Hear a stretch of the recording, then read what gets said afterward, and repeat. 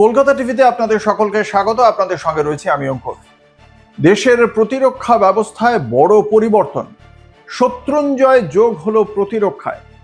এক্ষেত্রে শত্রুঞ্জয় যোগ হওয়ার ফলে যে সমস্ত শত্রুপক্ষ ভারতের সীমান্ত বরাবর এলাকায় মাদক পাচারের পাশাপাশি সীমান্তে আরো বেশি সমস্যা তৈরি করছে, তাদেরকে এবার চিহ্নিত করে ধ্বংস করা সম্ভব হবে।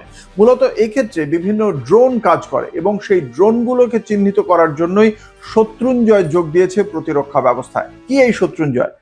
কাউন্টার আনম্যানড এরিয়াল সিস্টেম বা শত্রুঞ্জয় সেনার হাতে তুলে দেওয়া হয়েছে। নামের মধ্যেই বুঝতে পারছেন শত্রুকে কিভাবে জয় করবে সেটা বলা হয়েছে। এক্ষেত্রে এটা ভারতীয় সেনার যুদ্ধকালীন প্রয়োজনীয়তার কথা মাথায় রেখে যেটা করা হয়েছে, একটা রেডিও ফ্রিকোয়েন্সি ডিটেকশন প্রযুক্তি। এর ফলে কি হয়, ওই এলাকায় যে সমস্ত ড্রোন উড়ে বেড়াচ্ছে, যা প্রায় 4 কিলোমিটারের মধ্যে উড়ে বেড়ানো যে কোনো গোপন ড্রোনকে খুব সহজেই চিহ্নিত করতে পারে। অ্যান্টেনা ভিত্তিক সিগনেচার ডিটেকশন প্রযুক্তি পলক ফেলতে না ফেলতেই বলে দিতে পারে ড্রোনটা কোন দিক থেকে অপারেট করা হচ্ছে। এর পাশাপাশি এটা সফট কিল করে, কোনো গুলি চলে না।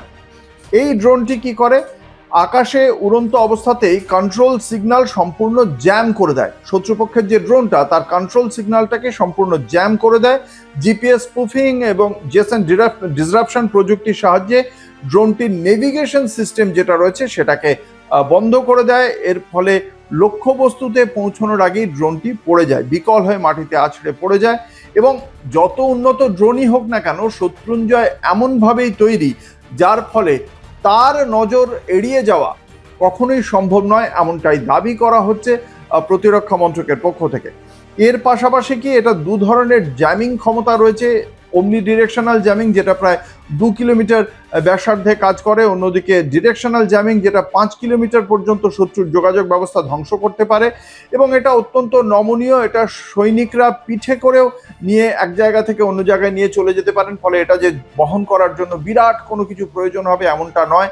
তার পাশাপাশি 55 ডিগ্রি যে রাজস্থানের মরুভূমির যে গরম, তার সঙ্গে সঙ্গে -20 ডিগ্রি সিয়াচেন হিমবাহিতে যেখানে ভারতের একটি সেনাবাহিনী থাকে, সব জায়গাতেই এটা তাপমাত্রার সঙ্গে নমনীয়ভাবে আচরণ করে। ফলে সেখানেও দুটি জায়গাতেই কাজ করতে সক্ষম।